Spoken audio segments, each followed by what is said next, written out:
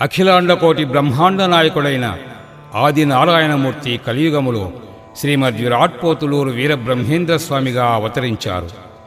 కందిమల్లాయపల్లెలో సజీవ సమాధి నిష్ఠవహించారు.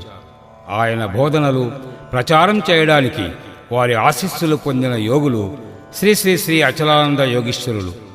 ఒంగోలు నగరంలో ముంగమూరు రోడ్డులోని ఆశ్రమం ఆధ్యాత్మిక కార్యక్రమాలు విస్తరిస్తూ ఉంటుంది. అచలానంద స్వాముల వారు నిత్యం యోగ సమాధి స్థితిలో ఉంటారు.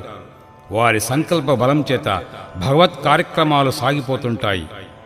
వీరబ్రహ్మేంద్ర స్వాముల వారి ఆశీస్సులు పొందిన వైనం వినండి.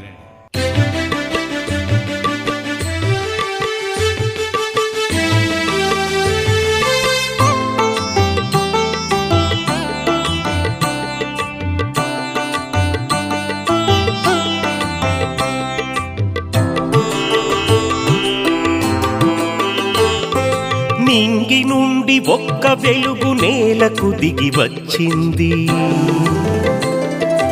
ఆ వెలుగే వీర బ్రహ్మమై రూపం కట్టింది. నింగి నుండి ఒక్క వెలుగు నేలకు దిగి వచ్చింది. ఆ వెలుగే వీర బ్రహ్మమై రూపం కట్టింది. 6.5 ఏండ్ల బాలుడా దృశ్యం తిలకిస్తూ, 6.5 ఏండ్ల బాలుడా దృశ్యం తిలకిస్తూ నివ్వెరపడిపోయాడు.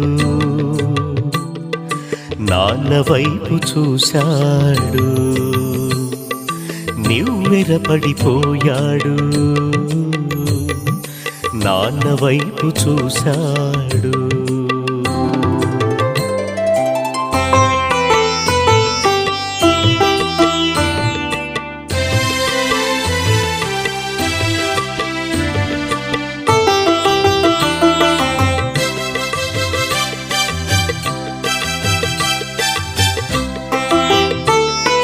చిరునవ్వులు చిందిస్తూ చెంత చేరి బ్రహ్మగురుడు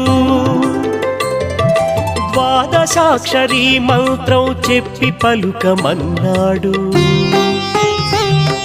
చిరునవ్వులు చిందిస్తూ చెంత చేరి బ్రహ్మగురుడు ద్వాదశాక్షరీ మంత్రం చెప్పి పలుకమన్నాడు.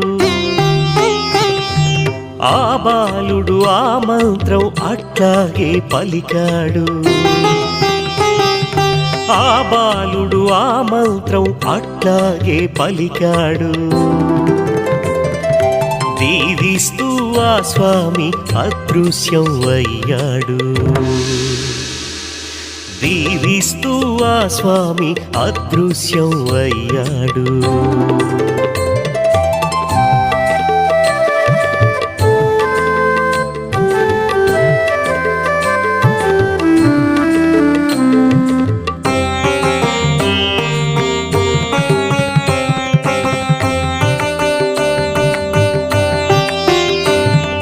బాలుడన్న మంత్రాన్ని పదిలంగా ఒడిసిపట్టి అతని తండ్రి వేల జపం చేయించెను సుతునిచే. బాలుడన్న మంత్రాన్ని పదిలంగా ఒడిసిపట్టి అతని తండ్రి వేల జపం చేయించెను సుతునిచే. ఆ సుతుడే జగతి ముసురు అంధకారమును బాపగా. ఆ సుతుడే జగతి ముసురు అంధకారమును బాపగా. అవని వెలయుచున్న యోగి అచలానంద స్వామి. అవని వెలయుచున్న యోగి అచలానంద స్వామి. అవని వెలయుచున్న యోగి అచలానంద స్వామి. అచలానంద స్వామి.